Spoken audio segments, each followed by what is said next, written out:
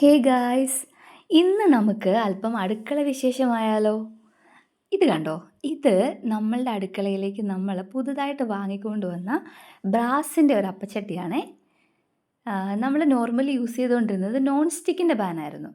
പക്ഷെ അതിൻ്റെ കോട്ടിങ് ചെറുതായിട്ട് പോയി. അപ്പം നമ്മളത് മാറ്റിയിട്ട് ഈ ബ്രാസിൻ്റെ അപ്പച്ചട്ടി വാങ്ങിച്ചേ.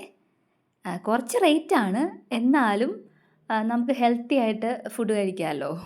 പിന്നെ ഇതൊരെണ്ണം നമ്മൾ വാങ്ങിച്ചു കഴിഞ്ഞാൽ ലൈഫ് ലോങ് നമ്മുടെ കയ്യിലിത് കേടാവാതിരുന്നോളും. ഓക്കെ. അപ്പോൾ അതിന് വേണ്ടിയിട്ട് ഞങ്ങൾ വാങ്ങിച്ചു. അപ്പോൾ ഇന്നാണ് ഫസ്റ്റ് ടൈം ഇതിൽ അപ്പം ഉണ്ടാക്കി നോക്കുന്നതേ. ആദ്യം ഞാൻ ഈ എണ്ണ തേക്കാതെ ഒന്ന് ചുട്ടു നോക്കി. അതപ്പം അടി പിടിച്ചു പോയേ. പിന്നെ നന്നായിട്ട് എണ്ണയൊക്കെ തൂത്തിട്ട് അപ്പം ഉണ്ടാക്കി നോക്കിയേ. ഇത് കണ്ടില്ലേ? ഇതിൽ കാണുന്ന പോലെ തന്നെ നല്ല അടിപൊളിയായിട്ട് അപ്പം ഉണ്ടാക്കാനായിട്ട് സാധിക്കുന്നുണ്ട്. അടിയിലെങ്ങും ഒരു തുള്ളി പോലും പിടിക്കുന്നില്ല. നന്നായിട്ട് മൊരിഞ്ഞ് നല്ല ക്രിസ്പി ആയിട്ടുള്ള അപ്പം നമുക്ക് ഉണ്ടാക്കാനായിട്ട് സാധിക്കുമേ. പ്രശ്നമൊന്നുമില്ലാതെ നമുക്ക് ഇളക്കിയെടുക്കാനും സാധിക്കും. കുറച്ച് എണ്ണ നമ്മൾ തൂത്ത് കൊടുക്കണം എന്നേ ഉള്ളൂ. നല്ല അടിപൊളിയായിട്ട് ആ അപ്പച്ചട്ടിക്കകത്തു നിന്നെല്ലാം വിട്ട് കിട്ടി. കണ്ടോ? ഒരു തുള്ളി പോലും അടി പിടിക്കത്തില്ല. അങ്ങനെ നമ്മുടെ ആദ്യത്തെ അപ്പച്ചട്ടി ഉദ്ഘാടനം നമ്മളിന്ന് കഴിച്ചിരിക്കുകയാണ്.